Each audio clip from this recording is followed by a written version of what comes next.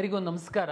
ಎಲ್ಲ ವಿದ್ಯಾರ್ಥಿಗಳು ಹಾಗೂ ಪೋಷಕರಿಗೆ ಮಾಧ್ಯಮಗಳಲ್ಲಿ ತಾವು ನೀಟು ಪರೀಕ್ಷೆ ವಿಳಂಬ ಆಗ್ತಾ ಇರೋದ್ರಿಂದ KCET ರ್ಯಾಂಕ್ ಆಧರಿಸಿ ಯಾವ ವೃತ್ತಿಪರ ಕೋರ್ಸ್ಗಳಿಗೆ ನಾವು ಹಂಚಿಕೆಯನ್ನು ಮಾಡ್ತೀವಿ ಅದನ್ನು ಶುರು ಮಾಡಬೇಕು ಅಂತನ್ನುವಂಥದ್ದು ಒಂದು ಮಾನ್ಯ ಉನ್ನತ ಶಿಕ್ಷಣ ಸಚಿವರು ಹಾಗೂ ಮಾನ್ಯ ವೈದ್ಯಕೀಯ ಶಿಕ್ಷಣ ಸಚಿವರು ಹಾಗೂ ಕರ್ನಾಟಕ ರಾಜ್ಯದಲ್ಲಿರುವಂತಹ ಎಲ್ಲ ವೃತ್ತಿಪರ ಕೋರ್ಸ್ಗಳ ಕಾಲೇಜುಗಳ ಸಂಘದವ್ರ ಜೊತೆ ನಾವು ಒಂದು ಸಭೆಯನ್ನು ಮಾಡಿ ತಾವು ಮಾಧ್ಯಮದಲ್ಲೆಲ್ಲ ನೋಡಿದ್ದೀರಾ. ಭಾಳಷ್ಟು ವಿದ್ಯಾರ್ಥಿಗಳು ಪೋಷಕರು ಗೊಂದಲದಲ್ಲಿ ಸಹ ಕೆಲವರು ಹೌದು ಇದು ಸರಿ ಇದೆ ಅಂತ ಹೇಳುವಂಥವ್ರು ಇದ್ದೀರಾ, ಕೆಲವರು ಇಲ್ಲ ಇದು ಅನ್ಯಾಯ ಆಗಿಬಿಡುತ್ತೆ ನಮಗೆ ಕಾಯಬೇಕಾಗಿತ್ತು ನೀವು ಅನ್ನುವಂಥವ್ರು ಇದ್ದೀರಾ. ಇಲ್ಲಿ ಪಾಸಿಟಿವ್ ನೆಗೆಟಿವ್ ಎಲ್ಲದೂ ಇರುತ್ತೆ. ಆದರೆ ಕರ್ನಾಟಕ ಪರೀಕ್ಷಾ ಪ್ರಾಧಿಕಾರ ಮತ್ತು ರಾಜ್ಯ ಸರ್ಕಾರ ಎಲ್ಲ ವಿದ್ಯಾರ್ಥಿಗಳ ಹಿತದೃಷ್ಟಿಯಿಂದ 1-2% ಅವರಿಗೆ ಸ್ವಲ್ಪ ಗೊಂದಲ ಆಗ್ಬೋದು, ಟೆನ್ಷನ್ ಆಗ್ಬೋದು. ಆದರೆ ಬಹುತೇಕ ವಿದ್ಯಾರ್ಥಿಗಳ ಹಿತದೃಷ್ಟಿಯಿಂದ ಕೆಲವೊಂದು ನಿರ್ಧಾರಗಳನ್ನ ತೆಗೆದುಕೊಳ್ಳುತ್ತೆ. ನಾವು ಪ್ರಾಧಿಕಾರದ ವತಿಯಿಂದ ಎಲ್ಲ ವಿದ್ಯಾರ್ಥಿಗಳ ಹಿತರಕ್ಷಣೆಗೆ ಏನೆಲ್ಲ ಮಾಡಬೇಕು ಅಂತನ್ನುವಂಥದ್ದನ್ನು ನಾವು ಸಿದ್ಧತೆಯನ್ನು ಮಾಡಿಕೊಳ್ತಾ ಇದ್ದೀವಿ. ಮಾಧ್ಯಮಗಳಲ್ಲಿ ವರದಿ ಆಗಿರುವಂಥದ್ದು ಎಲ್ಲ ಪೋಷಕರಿಗೆ ಕೆಲವರಿಗೆ ಬೇರೆ ಬೇರೆ ಥರ ಅರ್ಥ ಆಗಿರುತ್ತೆ, ಕೆಲವರು ಗೊಂದಲಕ್ಕೊಳಗಾಗಿರ್ತೀರ. ಹಾಗಾಗಿ ಪ್ರಾಧಿಕಾರದ ಮುಖ್ಯಸ್ಥನಾಗಿ ನಾನು ಒಂದು ಸಭೆಯಲ್ಲಿ ಏನು ತೀರ್ಮಾನ ಆಯಿತು, ನಾವು ಮುಂದಿನ ದಿನಗಳಲ್ಲಿ ಮೊದಲ ಬಾರಿಗೆ ಈ ಕಂಬೈನ್ಡ್ ಕೌನ್ಸಿಲಿಂಗ್ ಅಂತ ಇಲ್ಲಿವರೆಗೆ ಭಾಳ ದಿವಸದಿಂದ ಬರ್ತಾ ಇತ್ತು, ಮೊದಲ ಬಾರಿಗೆ ನಾವು ಸ್ಪ್ಲಿಟ್ ಮಾಡುವಂಥದ್ದು ಅಂತೇಳಿ.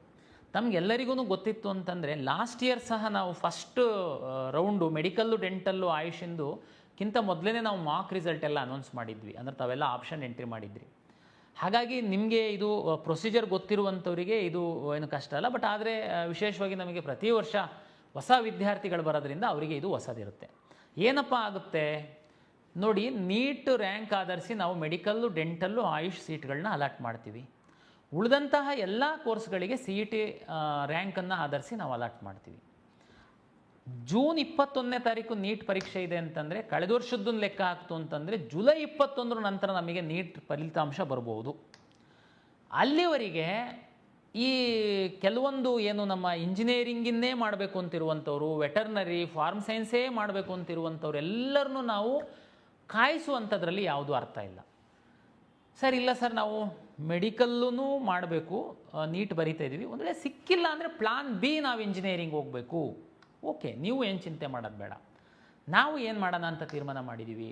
ಮಾನ್ಯ ಸಚಿವರ ಒಂದು ಅಧ್ಯಕ್ಷತೆಯಲ್ಲಿ ಎಲ್ಲ ವಿದ್ಯಾರ್ಥಿಗಳ ಹಿತದೃಷ್ಟಿಯಿಂದ ನಾವು ಈ ನೀಟ್ ರ್ಯಾಂಕನ್ನು ಹೊರತುಪಡಿಸಿ ಉಳಿದಂಥ ಕೋರ್ಸ್ಗಳಿಗೆ ನಾವು ಕೌನ್ಸಿಲಿಂಗ್ ಶುರು ಮಾಡ್ತೀವಿ. ನೀವು ನೀಟು ಪರೀಕ್ಷೆ ಬರಿತಾ ಇರುವಂಥವರು, ನಮ್ಮ KCET ಪರೀಕ್ಷೆ ಬರೆದಿರುವಂಥವರು ಸಹ ತಮಗೆ ರ್ಯಾಂಕ್ ಇರುತ್ತೆ. ತಾವು ಇಲ್ಲಿ ಸಹ ಪ್ಲಾನ್ ಬಿಗೋಸ್ಕರ ಏನು ಇಂಜಿನಿಯರಿಂಗೋ ವೆಟರ್ನರಿನೋ ಫಾರ್ಮ್ ಸೈನ್ಸೋ ಏನು ಮಾಡಿರ್ತೀರ ತಾವು ಆಪ್ಷನ್ ಎಂಟ್ರಿ ಮಾಡಿ. ನಾವು ಉದಾಹರಣೆಗೆ ತಮಗೆಲ್ಲ ಗೊತ್ತಿದೆ, ಫಸ್ಟ್ ರೌಂಡು ಕನಿಷ್ಠ 30-40 ದಿವಸ ಸಮಯ ಬೇಕಾಗುತ್ತೆ ನಮಗೆ ಫಸ್ಟ್ ರೌಂಡ್ ಮಾಡುವಂಥದ್ದಕ್ಕೆ. ಯಾಕೆ ಅಂತಂದರೆ ಆಪ್ಷನ್ ಎಂಟ್ರಿಗೆ ಸಾಕಷ್ಟು ಸಮಯ ಕೊಡಬೇಕು, ಜೊತೆಗೆ ಮಾರ್ಕ್ ರಿಸಲ್ಟನ್ನು ನಾವು ಪಬ್ಲಿಷ್ ಮಾಡಬೇಕು. ಮಾರ್ಕ್ ರಿಸಲ್ಟ್ ಆದಮೇಲೆ ಮತ್ತೆ ತಮಗೆ ರೀಅರೇಂಜ್ ಮಾಡ್ಕೊಳ್ಳುವಂಥದ್ದಕ್ಕೆ ಅವಕಾಶ ಕೊಡಬೇಕು. ಅದರ ನಂತರ ಪ್ರಾವಿಷನಲ್ ರಿಸಲ್ಟ್ ಮಾಡಿ ನಾವು ಫೈನಲ್ ರಿಸಲ್ಟು, ಅಂದರೆ ಮಿನಿಮಮ್ ನಾವು ಏನೇ ಪ್ಲ್ಯಾನ್ ಮಾಡ್ತು ಅಂತಂದ್ರೂ 30-40 ಡೇಸು ಫಸ್ಟ್ ರೌಂಡಿಗೆ ನಮಗೆ ಬೇಕಾಗುತ್ತೆ. ಅಂದರೆ ಲೆಕ್ಕ ಹಾಕಿ 21ನೇ ತಾರೀಕು ನೆಕ್ಸ್ಟ್ ಮಂತ್ ಇದೆ ನೀಟು, ಆಗೋಗ್ಬಿಡುತ್ತೆ. ಈ ವಿದ್ಯಾರ್ಥಿಗಳು ಈಗ ನೀಟ್ ಪರೀಕ್ಷೆ ಬರೀತಾ ಇರೋರು ಆಪ್ಷನ್ ಎಂಟ್ರಿ ಮಾಡೋದಕ್ಕೆ ಈಗ ನಾನು ಮುಂದಿನ ವಾರದಲ್ಲಿ, ಅಂದರೆ ಈ ವಾರದಲ್ಲಿ ಏನಾದರೂ ಅಂತ್ಯದಲ್ಲಿ ನಾನು ಫಲಿತಾಂಶ ಕೊಟ್ಟು ಮುಂದಿನ ತಿಂಗಳು ಫಸ್ಟ್ ವೀಕಲ್ಲಿ ನಾನೇನಾದರೂ ಆಪ್ಷನ್ ಎಂಟ್ರಿ ಶುರು ಮಾಡಿದರೆ ನೀಟಿಗೆ ಪ್ರಿಪ್ರೇಷನ್ ಮಾಡ್ತಾ ಇರುವಂಥದ್ದಕ್ಕೆ ಏನು ತಾವು ಕಾಲೇಜುಗಳಲ್ಲಿ ಕೂತಿದ್ದೀರಲ್ಲ, ನಿಮಗೆ ಸ್ವಲ್ಪ ಗೊಂದಲ ಡಿಸ್ಟರ್ಬ್ ಆಗುತ್ತೆ. ಏನು ಚಿಂತೆ ಮಾಡೋಕ್ಕೆ ಹೋಗಬೇಡಿ, ನೀವೇನು ಆಪ್ಷನ್ ಎಂಟ್ರಿ ಮಾಡ್ತೀರಾ ಮಾಡಿ.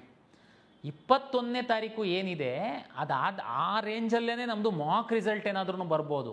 ತಮಗೆಲ್ಲ ಗೊತ್ತಿದೆ, ಮಾರ್ಕ್ ರಿಸಲ್ಟ್ ಬಂದಾದಮೇಲೆ ಸಹ ನೀವು ಮೇಲೆ ಕೆಳಗೆ ಎಲ್ಲ ಮಾಡ್ಬೋದು, ಹೊರಗಿನ ಆಪ್ಷನ್ ಎಂಟ್ರಿ ಮಾಡ್ಬೋದು, ಎಲ್ಲ ಮಾಡೋದಕ್ಕೆ ಅವಕಾಶ ಇರುತ್ತೆ. ಹಾಗಾಗಿ ನೀಟ್ ಪರೀಕ್ಷೆಗೆ ಬರಿತಾ ಇರುವಂತಹ ವಿದ್ಯಾರ್ಥಿಗಳು, ಪೋಷಕರು ನೀವು ತುಂಬ ಇದಕ್ಕೆ ಟೆನ್ಷನ್ ಮಾಡ್ಕೊಳ್ಳೋದಕ್ಕೆ ಹೋಗಬೇಡಿ. ನಿಮಗೆ ಯಾವುದೇ ರೀತಿ ಗೊಂದಲ ಅನ್ಯಾಯ ಆಗದಿಲ್ದಿರೋ ಥರ ನಾವು ಕೌನ್ಸಿಲಿಂಗ್ ಕಂಡಕ್ಟ್ ಮಾಡೋದಕ್ಕೆ ಪ್ಲ್ಯಾನ್ ಮಾಡ್ತೀವಿ. ಓಕೆ ಸರ್, ಹೆಂಗೆ ರಿಸಲ್ಟ್ ಬಂದಿರಲ್ಲ, ಓಕೆ ನೀವು ನಮಗೆ ಎಂಟ್ರಿ ಮಾಡಿಬಿಡ್ತೀರಾ, ರಿಸಲ್ಟ್ ಬಂದಿರಲ್ಲ ನೀಟ್ದು, ನಾವು ಮೆಡಿಕಲ್ ಹೋಗಬೇಕಾಗಿರುತ್ತೆ, ಇಲ್ಲೊಂದು ಸೀಟು ಅಲಾಟ್ ಆಗಿಬಿಟ್ಟಿರುತ್ತೆ, ಏನು ಮಾಡೋದು? ಅಪ್ಗ್ರೇಡೇಷನ್ ಆಪ್ಷನ್ ಕೊಡ್ತೀವಿ, ನೀವು ಚಿಂತೆ ಮಾಡೋಕ್ಕೆ ಹೋಗಬೇಡಿ.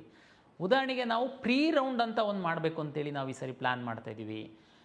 ಪ್ರೀ ರೌಂಡಲ್ಲಿ ಯಾರು ನಾನು ಪಕ್ಕ ಉದಾಹರಣೆಗೆ ಯಾವುದೋ ಒಂದು ಇಂಜಿನಿಯರಿಂಗ್ ಕಾಲೇಜಿಗೆ ಹೋಗಬೇಕು ಅಂತೇಳಿ ಇರುತ್ತೆ, ಅಲ್ಲಿಗೆ ಮಾತ್ರ ಹೋಗೋನು ಹೋಗ್ತಾನೆ.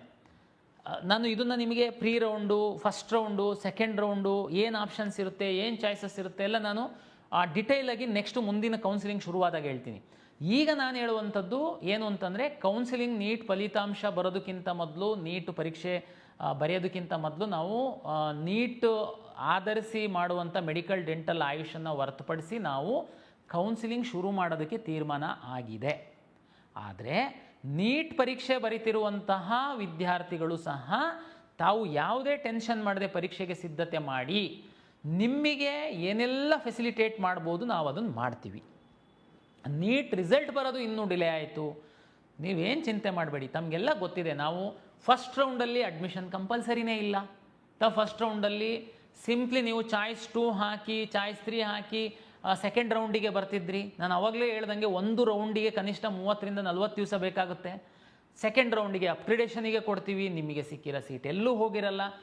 ಉದಾಹರಣೆಗೆ ಸಂಕ್ಷಿಪ್ತವಾಗಿ ಈ ನೀಟ್ ವಿದ್ಯಾರ್ಥಿಗಳಿಗೆ ಗೊಂದಲಕ್ಕೊಳಗಾಗಬಾರ್ದು ನೀಟ್ ಪೇರೆಂಟ್ಸ್ ಅಂತ ಹೇಳೋದಾದರೆ, ಉದಾಹರಣೆಗೆ ನೀವು plan A medical, plan B medical ಸಿಕ್ಕಿಲ್ಲ ಅಂತಂದರೆ ಯಾವುದಾದ್ರೂ ಒಳ್ಳೆ ಕಾಲೇಜಲ್ಲಿ ಇಂಜಿನಿಯರಿಂಗು ಅಥವಾ ಅಗ್ರಿಕಲ್ಚರ್, ಫಾರ್ಮ್ ಸೈನ್ಸ್ ಅಂತ ಅಂದ್ಕೊಂಡಿರ್ತೀರ. ಈಗ ನಾನು ಫಸ್ಟ್ ರೌಂಡ್ ಶುರು ಮಾಡಿದಾಗ ನೀವು ಅಗ್ರಿಕಲ್ಚರ್ದು ಒಂದು ಹಾಕಿರ್ತೀರ, ನಿಮಗೆ ಅಗ್ರಿಕಲ್ಚರ್ ಸಿಗುತ್ತೆ. ನಿಮಗೆ ಬೇಕು ಮೆಡಿಕಲ್ಲು, ಚಿಂತೆ ಮಾಡಬೇಡಿ. ನಾನು ರಿಸಲ್ಟನ್ನು ಪಬ್ಲಿಷ್ ಮಾಡಿದೆ, ಅವಾಗ ಎನಿವೇ ಚಾಯ್ಸ್ ಕೊಡ್ತೀನಿ. ನೀವು ಸೀಟನ್ನು ಹೋಲ್ಡ್ ಮಾಡ್ತೀರಾ, ಸೆಕೆಂಡ್ ರೌಂಡಿಗೆ ಬರ್ತೀರಾ, ಎಗೈನ್ ನಿಮಗೆ 30 ಡೇಸ್ ಅಷ್ಟು ಸಮಯ ಇರುತ್ತೆ. ನಾವು ಮೆಡಿಕಲ್ ಶುರು ಮಾಡ್ತೀವಿ. ಸರ್ ಅವಾಗಲೂ ಬರಲಿಲ್ಲ ಸರ್ ನೀಟ್ ರ್ಯಾಂಕು, ಏನು ಮಾಡೋದು? ಡೋಂಟ್ ವರಿ, ಸೆಕೆಂಡ್ ರೌಂಡಿಗೆ ಸಹ ನಾವು ಅಪ್ಗ್ರೇಡೇಷನಿಗೆ ಕೊಡ್ತೀವಿ. ಯಾಕೆ ಚಿಂತೆ ಮಾಡ್ತೀರಾ? ನಿಮಗೆ ಏನು ಅನ್ಯಾಯ ಆಗಲ್ಲ. ಓಕೆ, ಇನ್ನೊಬ್ರು ಕೇಳ್ಬೋದು, ಸರ್ ಅದು ಅಗ್ರಿಕಲ್ಚರ್ ಸೀಟ್ ಆ್ಯಕ್ಚುಲಿ ನನಗೆ ಬೇಕಾಗಿತ್ತು ಸರ್, ನಾನು ವೆಯ್ಟ್ ಮಾಡ್ತಾ ಇದ್ದೆ, ಈಗ ಅವನು ಸಿಕ್ಕಿದೆ, ನನಗೆ ಅಗ್ರಿಕಲ್ಚರ್ಗಿಂತ ಕೆಳಗಡೆ ಇನ್ಯಾವುದೋ ಒಂದು ಸಿಕ್ಕಿದೆ, ಅವನು ನೆಕ್ಸ್ಟ್ ಮೆಡಿಕಲ್ ಹೋದರೆ ನನಗೆ ಅನ್ಯಾಯ ಆಗುತ್ತೆ ಸರ್, ನಾನು ಬೇರೆ ಅಡ್ಮಿಷನ್ ಆಗಿದ್ರೆ. ನೋ, ಚಿಂತೆ ಮಾಡಬೇಡಿ, ನೀವು ಸಹ ವೆಯ್ಟ್ ಮಾಡ್ಬೋದು. ಯಾರಿಗೆ ಕ್ಲಾರಿಟಿ ಇದೆ, ನನಗೆ ಬೇರೆ ಆಪ್ಷನ್ನೇ ಇಲ್ಲ, ನನ್ನ ಫಸ್ಟ್ ಪ್ರಿಯಾರಿಟಿ ಇದೆ, ನೀವು ಹೋಗಿ ಅಡ್ಮಿಷನ್ ಆಗ್ತೀರಾ. ಯಾರು ಇಲ್ಲ ನಾನು ವೆಯ್ಟ್ ಮಾಡ್ತೀನಿ, ಆ ಮೆಡಿಕಲ್ ಹುಡುಗರು ಏನಾದರೂ ಅಗ್ರಿಕಲ್ಚರ್ ಬಿಟ್ಟು ಮೆಡಿಕಲ್ಲಿಗೆ ಹೋಯ್ತು ಅಂತಂದರೆ ನಾನು ಅದ್ರದ್ದು ಆಸ್ಪರೆಂಟ್ ಇದ್ದೀನಿ, ನಂದು ಜಸ್ಟ್ ಕಡಿಮೆ ರ್ಯಾಂಕ್ ಇದೆ, ನಾನು ಅಗ್ರಿಕಲ್ಚರ್ ಸಿಗ್ತೀನಿ ಅನ್ನುವಂಥದ್ದಿತ್ತು ಅಂತಂದರೆ ನಿಮಗೆ ಸಹ ಅನ್ಯಾಯ ಆಗಲ್ಲ, ಅಪ್ಗ್ರೇಡೇಷನ್ ಆಪ್ಷನ್ ಕೊಡ್ತೀವಿ. ಹಾಗಾಗಿ ಕರ್ನಾಟಕ ರಾಜ್ಯದಲ್ಲಿ ಹಿಂದಿಂದನೂ ಕಂಬೈನ್ಡ್ ಕೌನ್ಸಿಲಿಂಗ್ ಮಾಡ್ಕೊಂಡು ಬಂದಿರುವಂಥದ್ದು. ಆದರೆ ಕಾಲಕ್ಕೆ ತಕ್ಕಂತೆ ಕೆಲವು ಬದಲಾವಣೆಯನ್ನು ಮಾಡಬೇಕಾಗುತ್ತೆ ನಾವು. ಆ ಹಿನ್ನೆಲೆ ಒಳಗಡೆ ನಾವು ಮಾಡ್ತಾ ಇದ್ದೀವಿ. ಹಂಗಂತೇಳಿ ಒಂದು ವರ್ಗದ ವಿದ್ಯಾರ್ಥಿಗಳಿಗೆ ಬಹಳ ದೊಡ್ಡ ಅನ್ಯಾಯ ಆಗುತ್ತೆ ಅಂತನ್ನುವಂಥದ್ದು ಏನು ತಾವು ಭಾವಿಸ್ಬೇಡಿ. ಎರಡೂ ವರ್ಗದ ವಿದ್ಯಾರ್ಥಿಗಳಿಗೆ ನಾವು ಅನುಕೂಲ ಆಗುವ ನಿಟ್ಟಿನಲ್ಲೇ ನಾನು ಡಿಸೈನ್ ಮಾಡ್ತಾ ಇದ್ದೀನಿ. ಹಾಗಾಗಿ ತಾವು ಧೈರ್ಯವಾಗಿರಿ.